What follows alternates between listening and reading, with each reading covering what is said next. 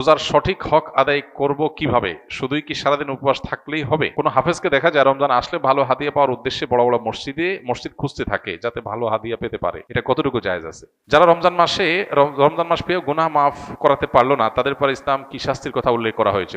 রমজান মাসে কোন কোন কাজগুলো করলে রোজা ভাঙবে এবং সেগুলোর কাফফারা হিসেবে কি দিতে হবে? রমজানকে সঠিক পরিকল্পনার মাধ্যমে কিভাবে কাটাতে পারে অনুগ্রহ করে বলবেন। আমার একটি নবজাতক শিশু রয়েছে, আমি কি রোজা রেখে তাকে খাওয়াতে পারবো বা রোজা না রাখলে কি সমস্যা হবে? রোজা অবস্থায় কোনো ব্যক্তি যদি সফরে বের হয় তাহলে তার বিধান কি? কোন কোন খাবার দিয়ে সাহরি ও ইফতার করা সর্বোত্তম হবে? ইফতার এবং সাহরির জন্য সবচাইতে উত্তম খাবার হলো খেজুর। নবী করিম সাল্লাল্লাহু আলাইহি সাল্লাম সাহরি সম্পর্কে বলেছেন, নেআমা সাহুরুল মুমিনি আত-তামার। ইমানদারের কতই না উত্তম সাহরি হলো খেজুর। তিনি ইফতার করতেন সাধারণত খেজুর দিয়ে, এবং যে খেজুর দিয়ে তিনি ইফতার করতেন সেটা ছিল আধা পাকা আধা কাঁচা খেজুর। সাধারণত মুখের অংশ থেকে, গোড়ার অংশ থেকে পাকা শুরু হয়, এরপর আস্তে আস্তে মুখের অংশের দিকে যায়। গোড়ার অংশ থেকে অর্ধেক পেকেছে, নরম হয়েছে, আর বাকি অর্ধেক কচকচে কাঁচা। এই খেজুরকে বলা হয় রোতাব। নবী সাল্লাল্লাহু আলাইহি সাল্লাম এটা দিয়ে সাধারণত ইফতার করতেন। গরমের সময়, রমজান হলে এটা পাওয়া যায়। তো এটা যদি না থাকতো তাহলে সরাসরি সাধারণ যে খেজুর সেটা দিয়ে তিনি ইফতার করতেন, পুরো পাকা খেজুর দিয়ে ইফতার করতেন। অতএব ইফতারের জন্য খেজুর হলো সবচেয়ে উত্তম আইটেম, কিন্তু এটা জরুরি কোনো জিনিস না, আবশ্যক কোনো বিষয় না যে ইফতারের জন্য খেজুর হতেই হবে, খেজুর ছাড়া ইফতার হবে না এমন কোনো কথা নাই। কেউ যদি বড়ই দিয়ে ইফতার করে, ইফতার হয়ে যাবে, রোজা হয়ে যাবে। কত মানুষ দামি দামি খেজুর দিয়ে ইফতার করে কিন্তু তার রোজা আল্লাহর কাছে কবুল হয় না। আবার অনেকে হয়তো সামান্য এক ঢোক পানি দিয়ে ইফতার করেন অথবা অন্য কোনো খাবার দিয়ে ইফতার করেন, খেজুর কেনার সামর্থ্য নাই, কিন্তু তার রোজা আল্লাহর কাছে কবুল হয়ে গেছে। এই জন্য রোজার সাথে এই ইফতারের আইটেমের সম্পর্ক তেমন গভীর কোনো সম্পর্ক নাই। তবে হ্যাঁ, সামর্থ্য যখন থাকবে অনেক কিছুর, তখন খেজুরকে আমরা অগ্রাধিকার দেব সুন্নাহ হিসাবে নবী সাল্লাল্লাহু আলাইহি সাল্লামের। আল্লাহ আমাদেরকে তৌফিক দান করুন। ঠিক একইভাবে সাহরির জন্য এই একই খাবারকে বিশেষভাবে গুরুত্ব দেওয়া উচিত। সাহরিতে আমরা সাধারণত ভাত মাছ যাই খাই না কেন, একটা খেজুর আমরা খেয়ে নিতে পারি, একটু খেজুর খেতে পারি, দুটা খেজুর খেতে পারি, তাহলে সেক্ষেত্রে আমাদের সাহারিতে খেজুর খাওয়ার যে সুন্নাহ সেটা আদায় হয়ে যাবে ইনশাআল্লাহ। আর একটা গুরুত্বপূর্ণ বিষয় হলো যে খেজুরের মধ্যে প্রচুর পরিমাণে খাদ্য শক্তি আছে, অনেক বেশি এনার্জি আছে, যার কারণে খেজুর এটা যখন ইফতার এবং সাহরি উভয়টাতে খাওয়া হয় তখন রোজা রাখাটা মানুষের জন্য সহজ হয়। আর সবচেয়ে বড় কথা হলো নবী করিম সাল্লাল্লাহু আলাইহি ওয়াসাল্লাম সুন্নাহ, অতএব সেই চেষ্টাটা আমরা করব। কিন্তু কারোর যদি খেজুর কেনার সামর্থ্য না থাকে, কেউ যদি খেজুর ছাড়াও ইফতার করেন, যেটা বলছিলাম, তার রোজার সওয়াবে কোনো ঘাটতি হবে না, বরং রোজা নির্ভর করে তার তাকওয়ার উপরে, তার রোজার যে দাবি আছে, রোজার যে অন্তর্নিহিত দিকগুলো আছে সেগুলো বাস্তবায়ন করার উপরে। আল্লাহ আমাদেরকে তৌফিক দান করুন। রমজান মাসে কোন কোন কাজগুলো করলে রোজা ভাঙবে এবং সেগুলোর কাফফারা হিসেবে কি দিতে হবে? পান, আহার, স্ত্রী সহবাস অথবা হস্তমৈথুন, ইচ্ছাকৃত বীর্যপাত, এই বিষয়গুলো সাধারণত রোজা ভঙ্গকারী হয়। ইচ্ছাকৃত যদি রমজান মাসে মানুষ রোজা ভেঙে ফেলেছে, তাহলে সেক্ষেত্রে স্ত্রী সহবাস করে ফেলেছে, খেয়ে ফেলেছে, পানাহার করেছে, কিংবা হস্তমৈথুন করে ফেলেছে, তাহলে ওই রোজার জন্য ফুকাহে আহনাফের ফতোয়া অনুযায়ী একটা রোজা কাজা, যেহেতু ভেঙে ফেলেছে, আর 60টা রোজা টানা কাফফারা রাখতে হবে, মোট 61টা। এই টানা নির্বিচ্ছিন্ন রাখতে হবে, মাঝখানে যদি গ্যাপ দেয় আবার শুরু থেকে রাখতে হবে। আর অন্য ওলামা ইকরাম, হাম্বলী মাযহাবের ওলামা ইকরাম, তাদের দৃষ্টিভঙ্গি হলো শুধু স্ত্রী সহবাস বা যৌনতার সংশ্লিষ্ট কারণে যদি রোজা ভাঙে তাহলে কাফফারা, আর না হলে শুধু কাজা।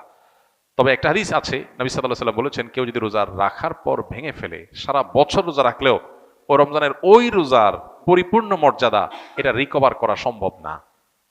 দায় মুক্তি হবে, কাজা এবং কাফারের মাধ্যমে দায় মুক্তি হবে, মর্যাদা ওইটা হাসিল হবে না।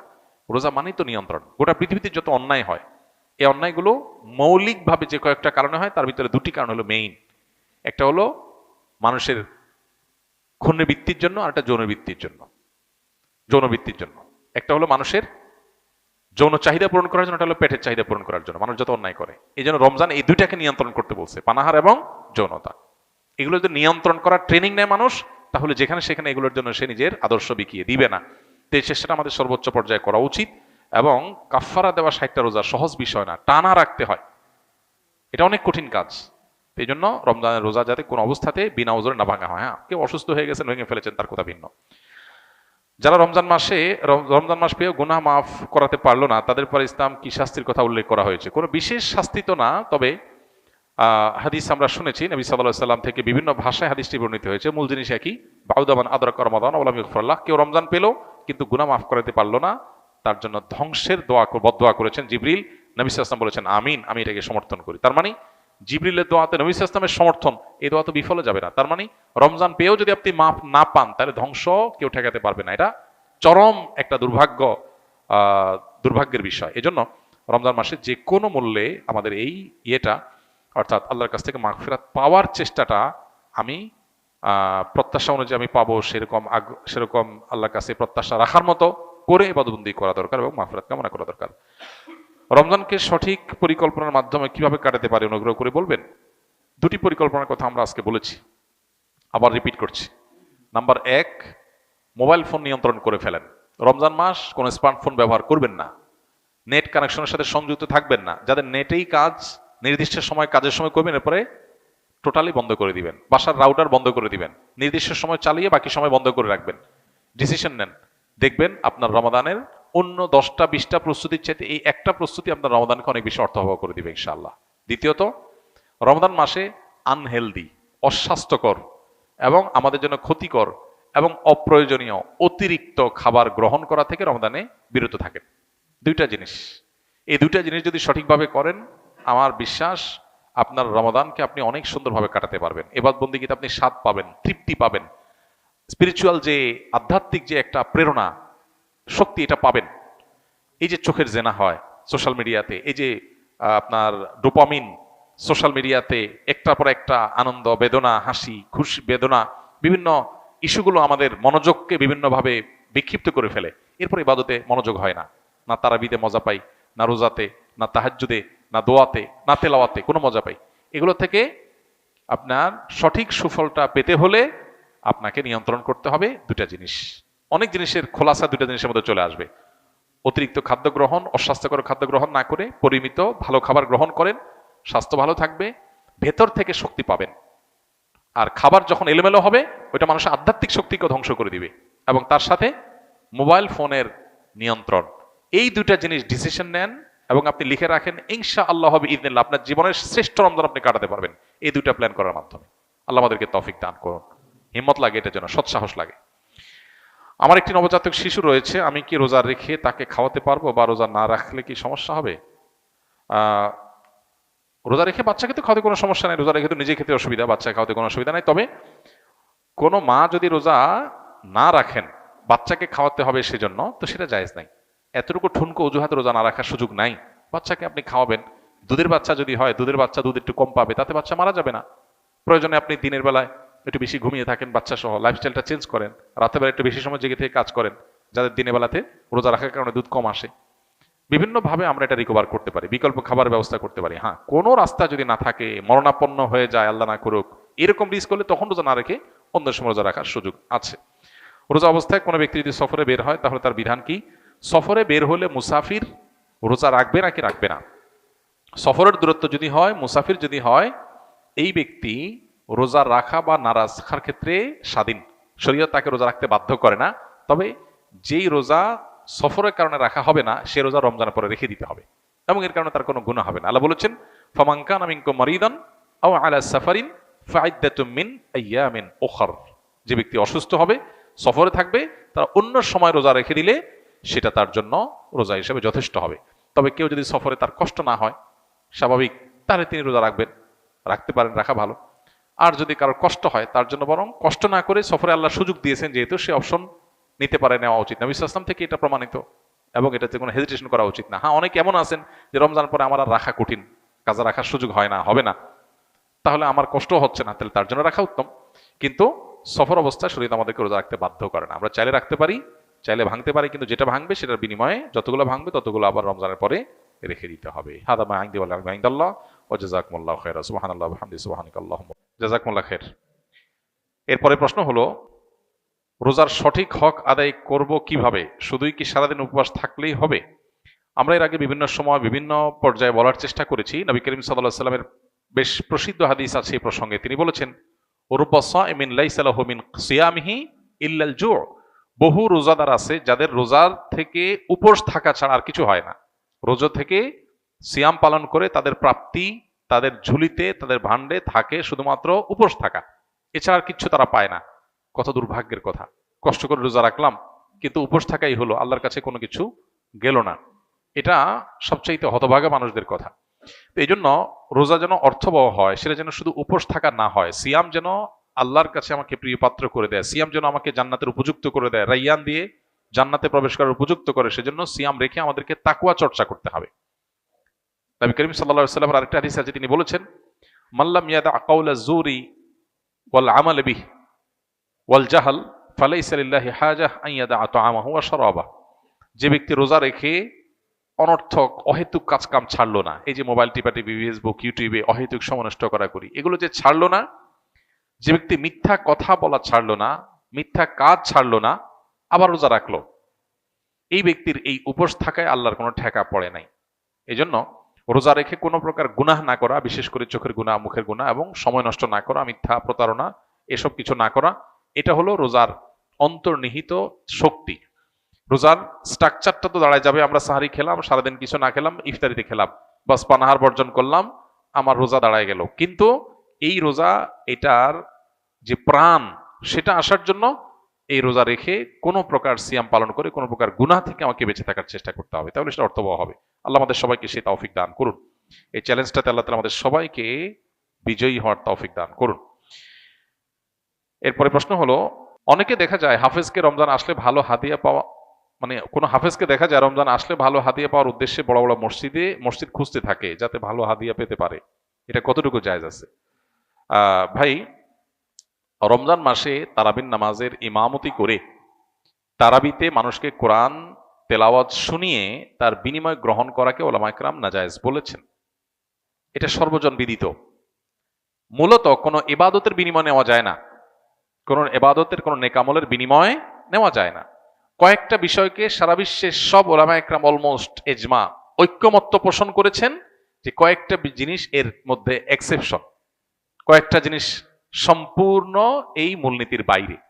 তার মধ্যে একটা হলো 5 ওয়াক্ত নামাজের ইমামতি, মুয়াজ্জিনি, মসজিদের খেদমত, কারণ এগুলো মিন শাআইর দ্বীন। 5 ওয়াক্ত নামাজ দ্বীনের নিদর্শন, প্রতীকী বিষয় ইসলামের। এটা ঠেকাবার জন্য কিছু মানুষ যদি ডেডিকেটলি না রাখা হয়, তাহলে সেক্ষেত্রে মসজিদে নামাজ কায়েম নিয়মিত সময় মতো হওয়া কঠিন। এবং একটা মানুষ অন্য 10টা কাজ করবে, পাশাপাশি সে মসজিদে 5 ওয়াক্ত এরকম দায়িত্ব পালন করবে, এটা সহজ না। তো এই জন্য এটা একটা নিরুপায়। আরেকটা হলো, মানুষকে দ্বীনি শিক্ষা দেওয়ার জন্য ওয়াজ নসিহত, তালিম, তরবিয়ত, শিক্ষকতা, মুদাররিসি, এগুলো দ্বীনি কাজ, এগুলোর বিনিময় নেওয়া মৌলিকভাবে জায়েজ নাই। কিন্তু এটাও সর্বসম্মতিক্রমে ওলামা ইকরামের এক্সেপশনের মধ্যে রয়েছে, অর্থাৎ জায়েজ কেন? কারণ দ্বীনি ইলমের চর্চা যদি না থাকে, দ্বীন থাকবে না, এবং এটার জন্য ডেডিকেটেড মানুষ না থাকলে এটা টিকা থাকা কঠিন। এই জন্য এখানে বিনিময় নেওয়া জায়েজ। তো এরকম যেসব বিষয়গুলো আছে, তারাবির নামাজে কোরআন তেলাওয়াত শোনা, এটা সেই আইটেমের মধ্যে পড়ে না। এটা একটা সুন্নাহ আমল, এটা ফরজ বা ওয়াজিব কোনো আমল না, বা ইসলামের প্রতি কোনো বিষয় না।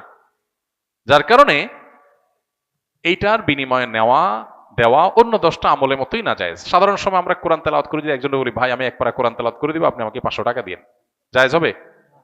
আমি ভাই এক পারা কোরআন তেলাওয়াত শোনাবো আপনারে, আপনি আমার 500 টাকা দিন, জায়েজ হবে? জায়েজ নাই। এই জন্যই তো যারা কারি অথবা যারা বিভিন্ন জায়গায় কেরাত পড়েন, বিনিময় নেন, এই ব্যাপারে ওলামা ইকরামের ফতোয়া হলো এই বিনিময় নেওয়া জায়েজ নাই। জায়েজ হইতে হলে একটু ওয়াজ করতে হবে, তাহলে ওয়াজ নসিহতের বিনিময় হিসাবে নিতে পারে। কিন্তু সলিড তেলাওয়াত করলেন আর বিনিময় নিলেন, কিসি বিনিময় নিলেন? এটা জায়েজ নাই। তেলাওয়াত একটা নিরেট ইবাদত। আপনি যদি নামাজ পড়ে যায় বলেন যে নামাজ পড়ছি, আমার 500 টাকা দেন, তাহলে আল্লাহ কাছে সওয়াব পাওয়া যাবে? যাবে না, বরং এটা গুনাহ হবে। এই মূলনীতির আলোকে তারাবির নামাজে হাফেজ সাহেবরা আপনার কোরআন কারীমের তেলাওয়াত শুনিয়ে বিনিময় দেওয়া নেওয়াকে ওলামা ইকরাম নাজায়েজ বলে। এখন এই ফতোয়ার উপরে আমল আসলে দেশের 1% মসজিদে হয় না, সবাই টাকা দেয় এবং নেয়। এখন এই দেওয়া নেওয়াটা যেন একেবারে নাজায়েজ না হয়, সেজন্য বিভিন্ন ফাঁক ফোকর বের করছে, হাফেজ সাহেবরা এগুলো জানে। এর মধ্যে একটা হলো যে ওয়াক্তিয়া নামাজের ইমাম হয়ে যায়, ঠিক আছে, ওয়াক্তিয়া নামাজের ইমাম হিসাবে নিয়োগ দিলাম, নিয়ে তারা এটার বিনিময় দিলাম, তার ডিউটি দিয়ে দিলাম যে 30 দিনের জন্য আপনি এশার ইমাম, 2 ওয়াক্তের ইমাম, এই 2 ওয়াক্তের বিনিময়ে আপনাকে দিলাম। তো ঘুরে ফিরে এটা নেয়। এটা আমাদের জন্য দুর্ভাগ্যের বিষয় যে হাফেজ সাহেবরা তারা বিভিন্ন ছলছাতুরি করে তারা মসজিদে তারাবি পড়াইলে তারা হাদিয়া পায়, এছাড়া পায় না। পৃথিবীর বিভিন্ন দেশে, আমাদের দেশের মতো হাফেজের মান এত ভালো না, এরকম বহু দেশ আছে যেখানে হাফেজের অনেক কদর হয়, অনেক কদর হয়। কেন তাদেরকে তারাবি পড়ায় বিনিময় দিতে হবে?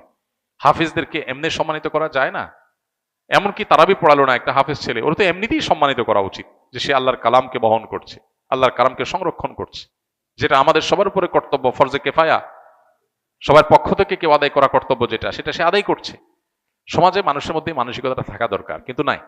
আমরা হলাম চাকরি করায় তারপরে টাকা দিব। তো হাফিজ সাহেবদেরকে এমনিতে হাতিয়ে দেওয়া উচিত। বাকি হাফিজ সাহেবরা তাদের মধ্যে এই তামাবুল বা টাকা পয়সার নেশা না হয়ে আল্লাহর কালাম বেশি মানুষকে শোনাবো, বড় মসজিদে শোনাবো, বেশি মানুষ শুনবে এবং আমার মধ্যে দায়িত্ববোধ বেশি আসবে, এই চিন্তা থেকে বড় বড় মসজিদে যাওয়ার চেষ্টা করা দরকার। একজন হাফেজ, একজন আলেম বেশি টাকা পাওয়ার উদ্দেশ্যে বড় মসজিদ খুঁজবেন এবং কম্পিটিশন করবেন, বড় মসজিদ না হলে পড়াবেন না, এই জিনিসগুলো তার তাকওয়ার জন্য প্রশংসনীয় কিছু না। কোরআন যিনি বহন করছেন, তিনি যদি কোরআনের শিক্ষাটা বহন না করেন, জুহুদ এবং তাকওয়া যদি তার ভিতরে না ঢুকে, তো এটা হলো কামাসাইল হেমার ইয়াহমিলু আসফারা। গাধার পিঠে অনেক কিছু আছে, গাধা জানে না পিঠে কি আছে। হাফেজ কোরআনে কি বলছে সেটা বোঝে না, সেরকম হয়ে যাবে। আল্লাহ আমাদের হাফেজদেরকে মুত্তাকি হওয়ার তৌফিক দান করুন। আর বাকি যারা মসজিদে দায়িত্বশীল আছেন, সাধারণ মুসল্লি আছেন, তারা হাফেজদের কদর করার তৌফিক দান করুন। এই কদর করার জন্য কিচ্ছু লাগে না। বহু মানুষ আছেন সমাজে, মসজিদে লাখ লাখ টাকা মাসে খরচ করে, তার মসজিদে একটা হাফেজ ছেলে, মাদ্রাসার ছাত্র, গরিব ফ্যামিলি, ওরে 250,000 1 লাখ টাকা একজনে দিয়ে দিতে পারে হাদিয়া। এরকম বহু লোক প্রত্যেকটা মসজিদে শহর অঞ্চলে অন্তত আছে। কিন্তু না, আমাদের কলিজাগুলো অনেক ছোট। ওই তারাবির চান্দা ছাড়া আর কিছু দেওয়ার মানসিকতা আমাদের হয় না। খুবই দুর্ভাগ্যজনক বাস্তবতা। দেশ থেকে তো অনেক ভাতা আছে, হাফেজ সাহেবদের জন্য রাষ্ট্রীয় টাকা থেকে ভাতা দেওয়া উচিত মাসে মাসে। যারা ভালো হাফেজ হবে তাদেরকে প্রণোদনা, যারা তারা কোরআনের হামেল হতে পারে, কোরআনের সংরক্ষক হতে পারে। আল্লাহ তাআলা সেরকম পরিবেশ আমাদের গড়ে তোলার তৌফিক দান করুন। জানাজা নামাজ পড়া জায়েজ হবে কিনা? ভাই, এটা আমরা এর আগে বেশ অনেকবার বলেছি। গায়েবানা জানাজার এই পদ্ধতিটা রাজনৈতিক পদ্ধতি। গায়েবানা জানাজা মূলত রাজনৈতিক জানাজা। এটা কোন জানাজা? রাজনৈতিক জানাজা। যে লাশ নিয়ে অনেক মহড়া দিতে হবে, অনেক ভোট কালেক্ট করতে হবে, মানুষের ইমেজ ক্যাচ করতে হবে, এই জন্য যত বেশি সম্ভব গায়েবানা জানাজা করো। নবী করিম সাল্লাল্লাহু আলাইহি সাল্লাম গায়েবানা জানাজা পড়েছেন, যার তিনি ছিলেন কে? নাজাশী। ইথিওপিয়ার নাজাশী ভিলেজ এখনো আছে, ওই ভিলেজ ওই নামেই আছে, নাজাশী ভিলেজ, এবং ওনার কবর ওখানে আছে। আমরা যাওয়ার চেষ্টা করেছিলাম, বাট পাশে যেতে পেরেছি, ওখানে যেতে পারি নাই। তো নাজাশী বাদশাহ তিনি ইসলাম গ্রহণ করেছেন, কিন্তু তিনি যেখানে মারা গেছেন সেখানে কোনো মুসলমান ছিল না, তার জানাজা হয়নি। তাকে দাফন করা হয়েছে খ্রিস্টানদের পদ্ধতিতে। নবী সাল্লাল্লাহু আলাইহি সাল্লাম তখন মদিনা থেকে তার গায়েবানা জানাজা পড়েছেন, কারণ তার জানাজা হয় নাই। এই জন্য ফুকাহ একরাম বলেন, কারোর যদি কোনো মুসলমানের কোথাও মৃত্যু হয়েছে, সেখানে জানাজা হয় নাই, তাহলে দূর থেকে অন্য মুসলমানরা তার জানাজা গায়েবানা পড়বে, এটা ঠিক আছে। কিন্তু একটা আস্ত জানাজা হয়েছে, এখন আরো 500 জানাজা পড়তেছেন, কি গায়েবানা জানাজা, এটা শরিয়া অনুমোদন করে না। এটা হলো রাজনৈতিক জানাজা, এটা শরিয়ার জানাজা না।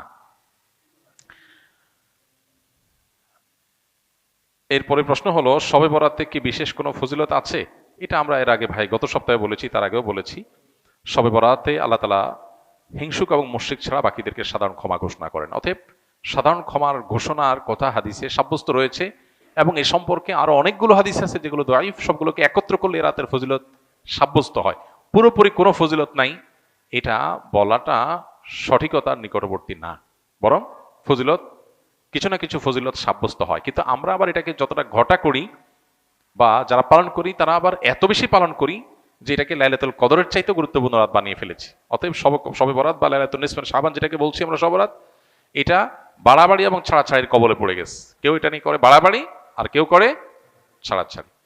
আমাদের মধ্যম পন্থা অবলম্বন করা দরকার, এবং এই রাতকে কেন্দ্র করে যে সমস্ত বেদাত হয়ে থাকে সেই কুসংস্কারগুলো থেকে আমাদের দূরে সরা দরকার। এরপরে প্রশ্ন হলো, আমি এই ভূমিপল্লীর বাসিন্দা, আমাদের আবাসিক এলাকার এখানে আপনার মতো একজন হুজুর আছেন, এখানে নিয়মিত গান বাজনা চলে, এখানে আপনার শানে ও মসজিদের শানে এগুলো মানায় না, দয়া করে এগুলো নিয়ে কমিটির সাথে একটু কথা বললে ভালো হয়। কমিটিকে তো এর আগে বারবার আমি নিজেও বলেছি, যদিও আমি এখানে থাকি না, কি হয় জানি না, কিন্তু বিভিন্ন উপলক্ষে, বিশেষ করে যে 31st নাইট উপলক্ষে, বিভিন্ন উপলক্ষে আমরা বলেছি কমিটিকে অ্যাক্টিভ হতে পারে। দুর্ভাগ্যজনক ওনারা সেটা করতে পারেন নাই, খুবই দুর্ভাগ্যজনক বাস্তবতা। এগুলো আসলে মুরব্বী বুড়াদের দিকে তাকা হবে না, এগুলো করতে হবে তরুণদেরকে। তরুণদের উচিত এসব অনাচারের বিরুদ্ধে দাঁড়ানো। আমি যেখানে যাই সেখানে চেষ্টা করি অনাচারের বিরুদ্ধে দাঁড়ানোর। গতকালকে আমার বাসার সামনে কিছু তরুণ দেখে একটা গাড়ি নিয়ে আসছে, আমাকে দেখে নামলো। তো আমি দেখলাম তাদের গাড়িতে বিয়া বড় একটা গিটার, এটা নিয়ে তারা যাচ্ছে, আমাকে দেখে নেমে সালাম মোসাফা করলো। তো চিন্তা করলাম যুবক পোলাপান গিটার নিয়ে যাচ্ছে, গান টান করবে, আবার হুজুর দেখা দাঁড়াইছে আপনার দোয়া নেওয়ার জন্য। এই হলো বাঙালি মুসলমানের হালত। গাড়িতে গিটার নিয়ে যাচ্ছে 5-6 জন, ঝাঁকানাকা গান দিবে, আবার এদিকে হুজুর দেখে আবার একটু সালাম মোসাফা করতে মন চাইছে। তো আমি তাদেরকে সালাম মোসাফা করে বললাম, বাবা গাড়িতে দেখলাম একটা লম্বা ইয়া বড় কি গিটার নাকি, এটা কোথায় মানুষের ঘুম হারাম করতে যাচ্ছ তোমরা? তো বলছে না না না হুজুর, আমরা করব না। দেখেন, বাংলাদেশে এই অনাচারের বিরুদ্ধে একটা বিপ্লব লাগবে, নাহলে এটা থামবে না। আমরা ওয়াজ মাহফিল দিয়ে শুরু করি, কারণ আমাদের সেকুলার বন্ধুরা এসব বিষয়ে কথা বলতে বলে, হ্যাঁ কথা বলতে গেলে বলে আপনারা হুজুররা মাহফিলের বিরুদ্ধে কিছু বলেন না। প্রথম কথা হলো, মাহফিলের মাইক দিয়েও যদি মানুষের অতিষ্ঠ করা হয় তাহলে সেটা ইসলাম সমর্থন করে না। এই কথা আমরা সবসময় বলি এবং এটা আগে বলি। কিন্তু আমাদের এটাও মাথায় রাখতে হবে, গ্রামাঞ্চলে বিশেষ করে মাহফিল তো বেশি হয় গ্রামে। গ্রামে মানুষ, পুরো গ্রামের মানুষ মাহফিল শোনার জন্য প্রস্তুত থাকে, গান শোনার জন্য পুরো এলাকার মানুষ প্রস্তুত থাকে না। এখানে পার্থক্যের জায়গাটা।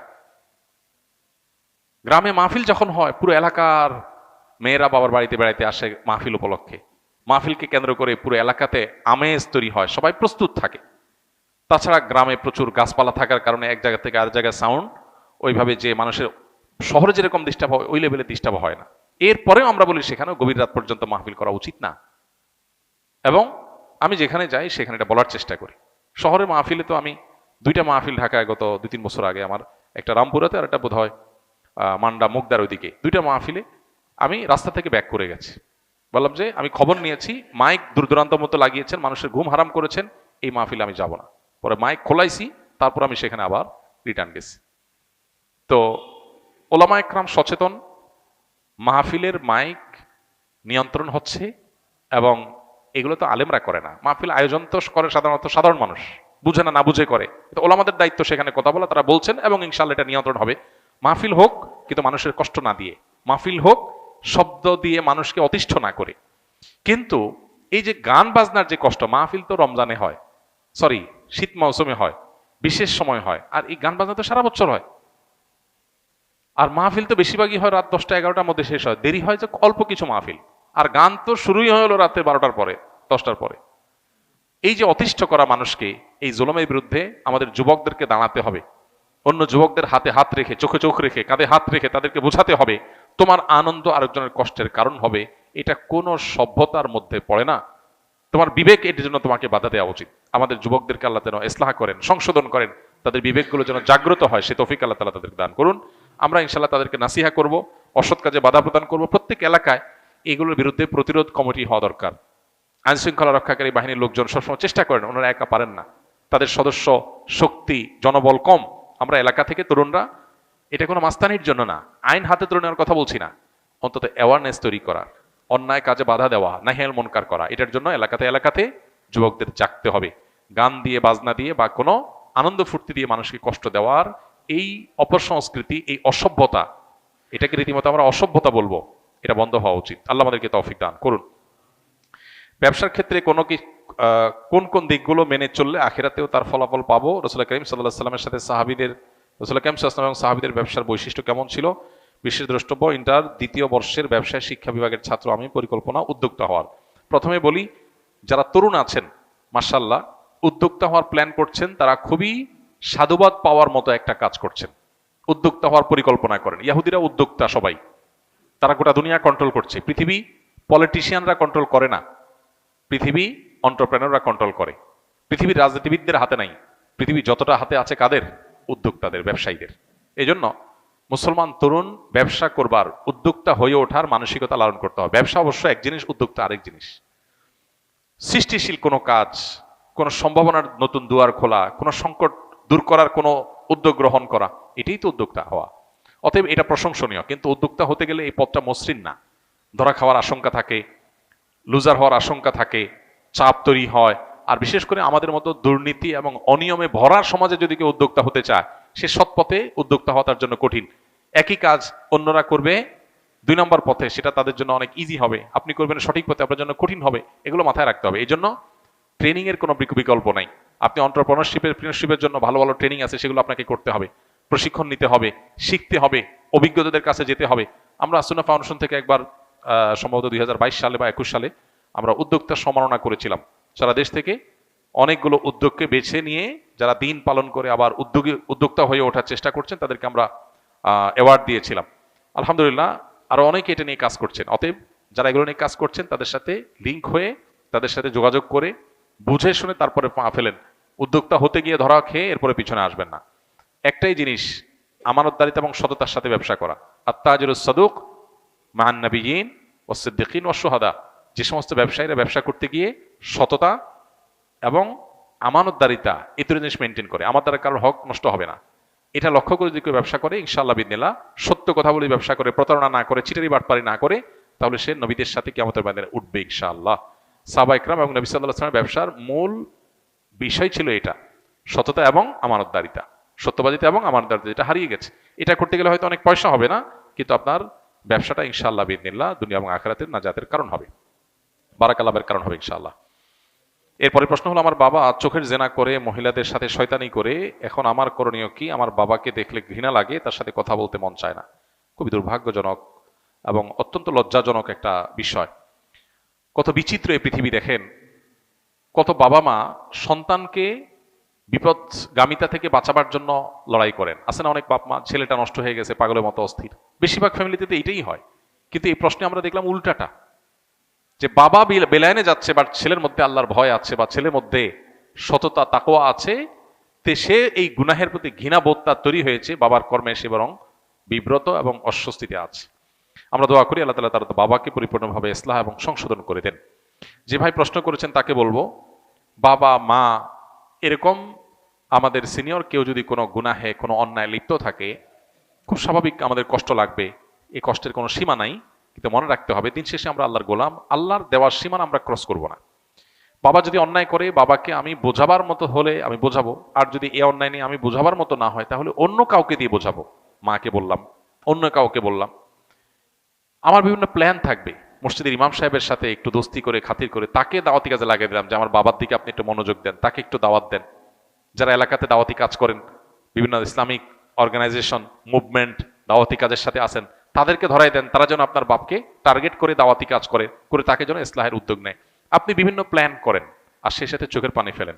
মনে রাখবেন, আবু হুরায়রা রাদিয়াল্লাহু তাআলা আনহুর চোখের পানি তার মায়ের হেদায়েতের কারণ হয়েছিল। জানি না, আমরা নবীজির কাছে এসে বলছেন, ইয়া রাসূলুল্লাহ একটু দোয়া করেন আমার মায়ের জন্য, আমার মা ইসলাম গ্রহণ করে নাই এখনো, আমাকে প্রচুর মারধর করে, আমি মুসলমান হয়েছি সেই জন্য। নবী সাল্লাল্লাহু আলাইহি ওয়াসাল্লাম দোয়া করে দিয়েছেন, আল্লাহ আবু হুরায়রার মাকে তুমি হেদায়েত দাও। বাসায় যায় দেখে মা ইসলাম গ্রহণ করার জন্য প্রস্তুত। তো এই জন্য দোয়ার প্রতি ইয়াকিন থাকতে হবে। নবী সাল্লাল্লাহু আলাইহি ওয়াসাল্লাম বলেছেন, উদুল্লাহ ওয়া আনতুম মুকিনুনা বিল ইজাবাহ, আল্লাহর কাছে দোয়া করবা ইয়াকিন নিয়ে, যে আমার দোয়ায় কাজ হবে। দোদুল্যমনা, সংশয় নিয়ে হবে কি হবে না সে ধরনের মানসিকতা নিয়ে দোয়া করলে দোয়া কবুল হবে না। এই জন্য আপনার বাবার জন্য আপনি দোয়া করেন, অন্যদেরকে দিয়ে বুঝান, খবরদার আপনি নিজে তার সাথে ব্যবহার খারাপ করতে যাবেন না।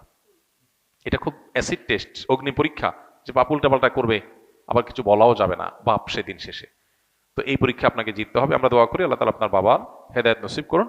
চেষ্টার পরেও যদি তিনি তার পথ থেকে ফিরে না আসে, তাহলে সেক্ষেত্রে আপনি সন্তান হিসেবে যতটুকু সম্ভব তাকে আপনি যতটুকু বলতে পারেন, কিন্তু সেটা যেন সীমানা ছাড়িয়ে না যায়, লক্ষ্য রাখতে হবে। বাবা তার একমাত্র কন্যাকে জীবদ্দশায় সব সম্পদ লিখে দিতে চাইলে ইসলামী শরীয়তের দৃষ্টিকোণ থেকে কোনো বিধিনিষেধ আছে কিনা? খুবই গুরুত্বপূর্ণ একটি প্রশ্ন। আমাদের সমাজে যাদের একটি বা দুটি মেয়ে, কোনো ছেলে সন্তান নাই, সে সমস্ত বাবারা বেশিরভাগ ক্ষেত্রেই এই ধরনের কিছু একটা করে যেতে চান, যে আমার সম্পদ যেহেতু আছে, এই সম্পদ মেয়েকে সব লিখে দিয়ে যাই। কারণ কেন লিখে দিয়ে যেতে চান? কারণ বাবার মৃত্যুর পর মেয়েরা সম্পদ পাবে নির্দিষ্ট হারে। অবশিষ্ট সম্পদ দেখা যায় যিনি মারা গেছেন, তার ভাই বোন, তার ভাতিজা, যাদেরকে ফারায়েজের ভাষায় আসাবা বলা হয়, অর্থাৎ কোরআন এবং হাদিসে যাদের জন্য নির্দিষ্ট হিস্সা ঠিক করা আছে, এরা বাইরে এদের ছাড়া যারা আছে তাদেরকে আসাবা বলা হয়। এই আসাবারা পেয়ে যাবে। আত্মীয়র একটা বিশেষ ক্যাটাগরিকে আসাবা বলা হয়। কোন মানুষের মৃত্যুর পর এটা শুধুমাত্র যারা কন্যার বাবা তাদের জন্য না, সবার জন্য প্রযোজ্য। তাদের সম্পদ, পরিত্যক্ত সম্পদ যা তারা রেখে দুনিয়া থেকে যাবেন, সেই সম্পদের নির্দিষ্ট হারে যার যার হিস্সা আছে সেটা দেওয়ার পর যদি কিছু থেকে যায় এটা আসাবাদের মধ্যে বন্টন হবে, এটাই হলো আল্লাহর নির্দেশনা। এখন যাদের একটা দুইটা তিনটা কন্যা সন্তান আছে, কোনো ছেলে সন্তান নাই, তারা বেশিরভাগ ক্ষেত্রেই এই আশঙ্কা করেন যে কন্যা সন্তানের জন্য নির্দিষ্ট হিস্সা আল্লাহ ঠিক করে দিয়েছে, সেটা আমি দিলাম, আমার মৃত্যুর পর সেটা সে পেল, কিন্তু বাকিটা তো আসাবারা পেয়ে যাবে। তো আসাবারা যেন না পায় সেজন্য সবটুকুই জীবদ্দশায় মেয়েকে দিয়ে যেতে চান।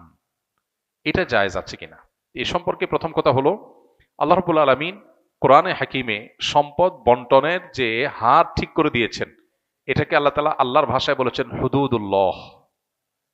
আল্লাহ পরিষ্কারভাবে বলেছেন যে তিলকা হুদুদুল্লাহ, এই যে বন্টন নামা দেওয়া হলো, এই এতটুকু পাবে অতটুকু পাবে, এটা কার সীমানা? আল্লাহর সীমানা।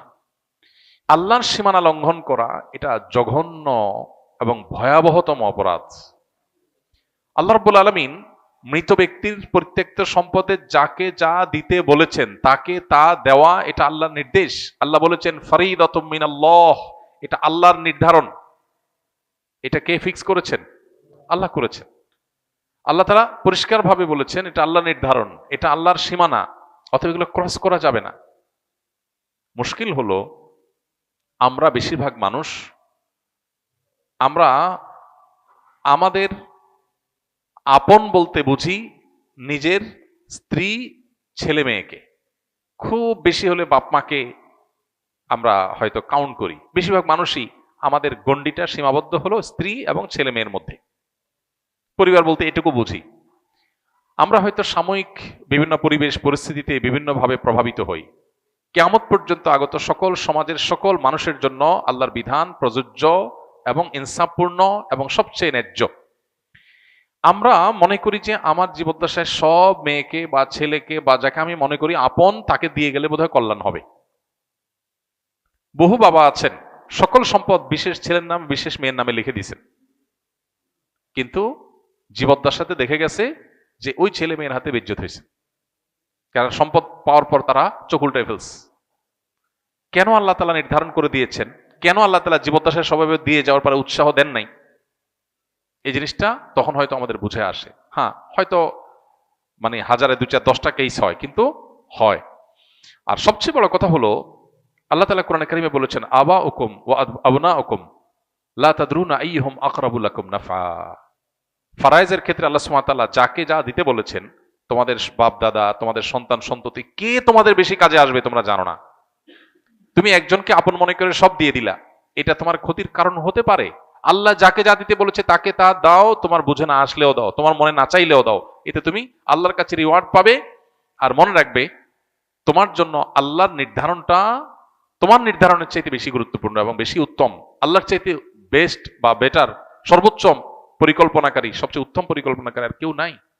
এজন্য সম্পদ আমার যা আছে সেগুলো সব আমি আমার ছেলে মেয়েকে দিয়েছি, আর কেউ যেন না পায়। এটা আমরা আমাদের মতো করে আমাদের জগৎটাকে ভাবি।